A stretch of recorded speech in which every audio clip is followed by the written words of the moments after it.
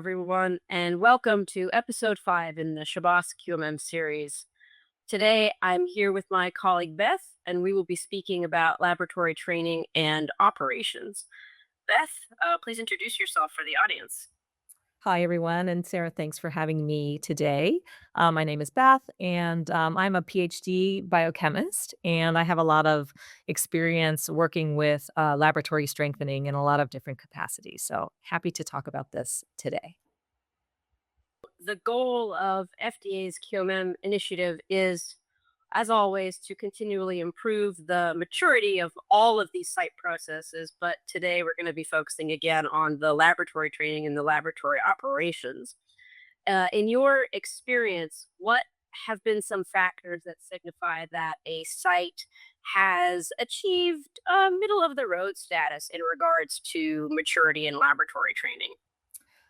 Yeah, no, that's an important question. For labs to proceed beyond the minimum requirements for maturity, it's important that a lab has established a formal and a well vetted training program that qualifies a lab staff to do everything that is necessary in the lab. So, specific trainings for any of the testing procedures that they are required to do. That's something that is checked and reassessed on a regular basis, making sure that only qualified lab staff who have completed particular trainings are permitted to do that kind of testing. The same, though, goes through true for all of the lab staff with general laboratory operations. So, formal training programs in maintaining equipment and lab operations, documentation, and again, refresher trainings that are well documented and continually implemented. Definitely important, and I think that site should be continually evaluating and reevaluating for continual improvement. Now, I'm sure in your experience you've come across practices within laboratory training that may be operating, let's say, at the fringe of acceptability, such as AI generated training content. And actually, earlier today, news came out that FDA has released its first warning letter for the use of AI for generating documentation. So, why is AI usage in this area for laboratory training controversial?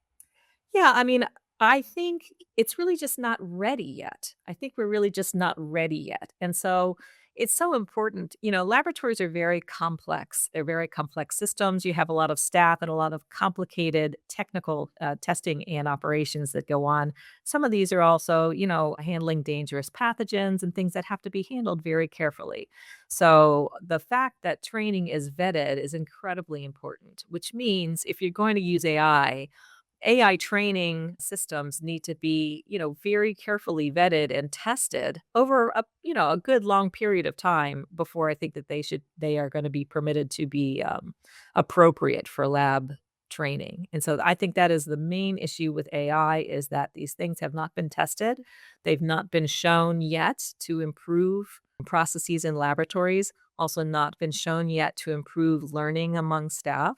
So you want things that are just a little bit more organic to ensure that things are being done well, such as laboratory staff shadowing more senior laboratory staff and learning actually the site specific processes and procedures that go on in that lab. So I do think regulators are going to expect very method specific, very site specific training to be done. AI is not ready to provide that and to prove that it's effective and that it's accurate, which is so incredibly important in a lab environment. Of course, absolutely. And then when site managers are wishing to focus on addressing, say, crucial aspects for laboratory training, or if they're looking to prioritize aspects that are going to give perhaps the best return on investment, what should they be considering? I think they need to be considering again that they are using these formal training programs that are vetted, that the training is all of the documentation is ongoing and improvement processes are continuous and are well documented to be continuous, meaning if any new equipment comes in, people are, appropriately trained in a timely manner.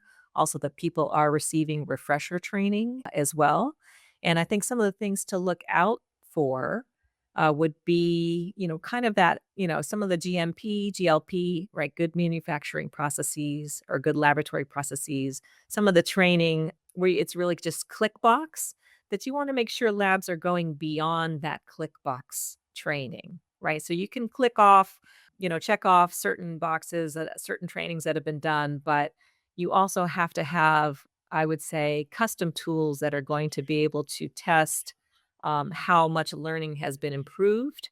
If training has been effective, if there's been retention by the staff of all of the training um, materials and training content.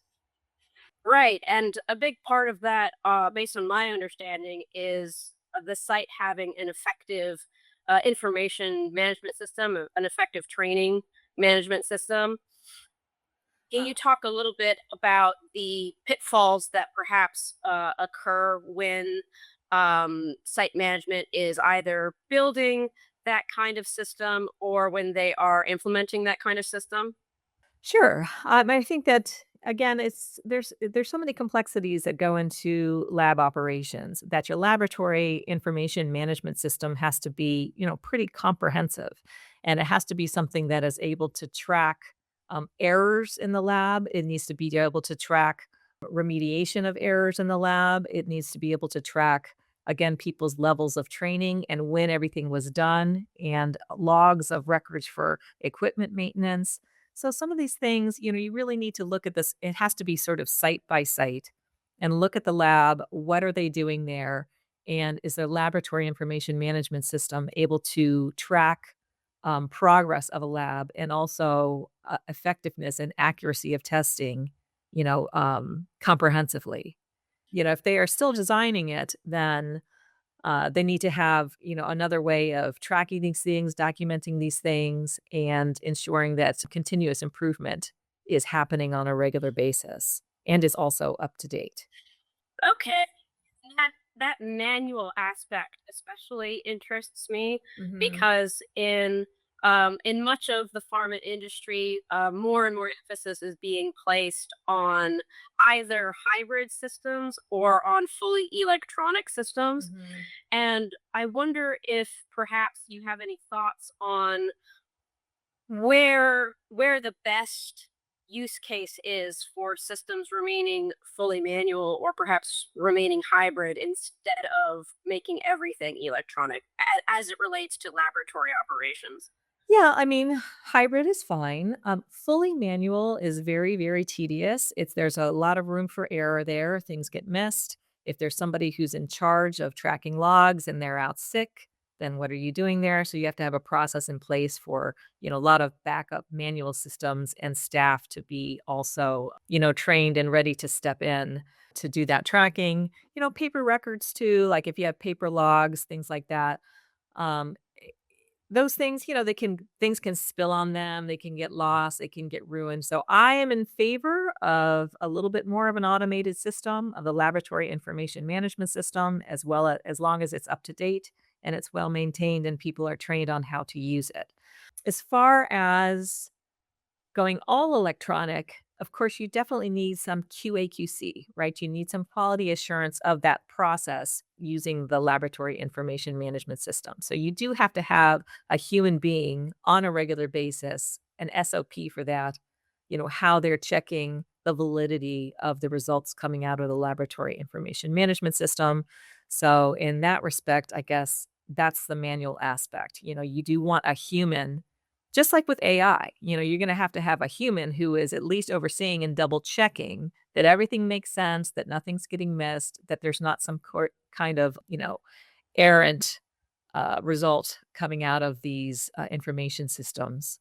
So that would be the hybrid, I think, would be optimal. Okay. Excellent, Beth. Thank you for your insights. This was really quite valuable. And it's a good reminder that even though the industry can gain a lot from these hybrid systems and from these electronic systems, the real value at the end of the day is the person and how well they're being trained. Yeah, absolutely. And you do have to have oversight of all of your electronic systems, at all times, I would say, and that'll never go away. Thank you, Beth, for your insight. And thanks, everyone, for listening. And if you found today's episode valuable, other episodes and our QMM articles can be accessed on our Shabas Solutions website. And you can also further explore our services there. Be sure to sign up for our newsletter and follow Shabas Solutions on LinkedIn to be notified of future episodes and industry updates. Thank you again, Beth. Okay, thanks, Sarah.